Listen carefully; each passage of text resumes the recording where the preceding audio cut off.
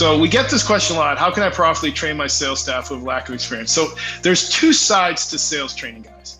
There's the actual training of the product and of the company and of the offering, right? So if you're in siding, you have to know siding. You have to train on the technical aspects of siding. What we found is in many cases, that's the easiest thing to do. Why?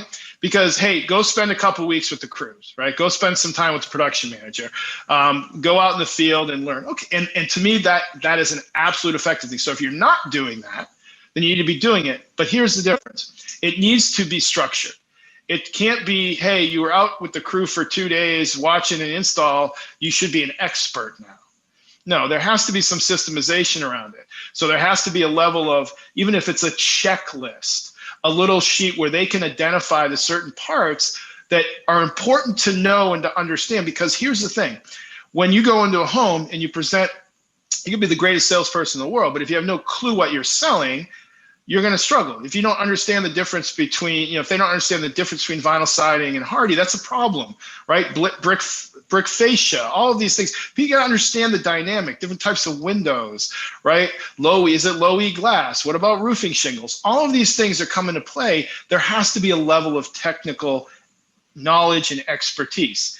Now, the balancing act is, you don't want them to be so technically oriented that they lose sight of the actual sales process, right? So I always like to say, if they can get to 80% of what they need to understand, and the other 20% is hey, let me get back to you on that. That's a good question. Then they have a level of competence and a level of confidence that they need to do it. So when you train your salespeople on the product, they need to get out in the field in a systematized way. The foreman needs to understand that part of their role is making sure the salesperson understands what this is we sell and then how we sell it, and then explains to them how we install it. The other thing is, with the exception of roofing, because roofing, obviously there's liability issues of getting salespeople on the roof. If you don't cover that insurance, there's different things that they should be actively involved in the installation process. So they're not going to lead the crew, but they need to be like a helper. And you need to tell them, hey, you're going to be almost like a helper. You need to learn how this goes.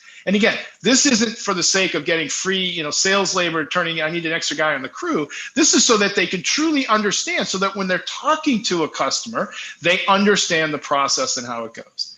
And then there needs to be a level of follow-up where the sales manager, the owner, whoever is inspecting what the results of that training is by having them kind of recite back to them by questions, and either in the form of a simple survey, quiz, whatever that is, or verbal interaction. A lot of times I don't have that level of a process. Spend an hour with the sales rep and ask them technical questions so that they understand the basic essentials of that. So that's number one, field training, but with a purpose, all right? The other part of that is the actual sales process training. Now, the thing that I see a lot in home improvement businesses, and it's not just smaller ones, it's the scaled up ones too, is what happens is the owner looks to find a home improvement salesman that's already sold, right? And they've, he's $1 million or he's a $2 million. All right, I'm going to bring him in because he can sell. And then, all right, roofing, siding. Okay, great. Well, here's our product book. Here's our pricing. Go sell, right? That's what happens. And so they're bypassing the field training because, and one of the things we talk about when we set up our clients with the brand messaging is, what is company ABC's way? What is the secret sauce? What makes us different? What are the uniquenesses? And a lot of that has to do with the systems and processes that we use.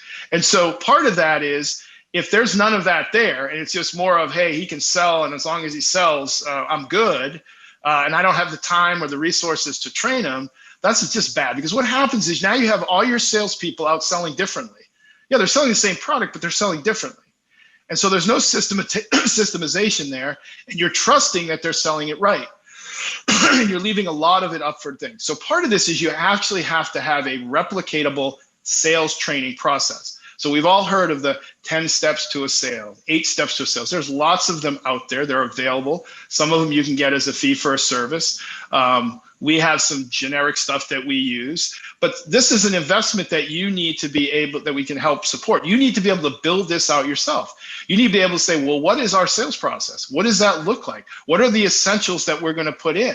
It doesn't have to be this thick. It can be 20 or 30 pages of very concise, these are the things that we do. This is how we warm up. These are the questions we ask the customer. This is how we do this. We build and accomplish this. We take the customer shopping. All of those things that are very consultative, that add value, and we provide real value during that process, right?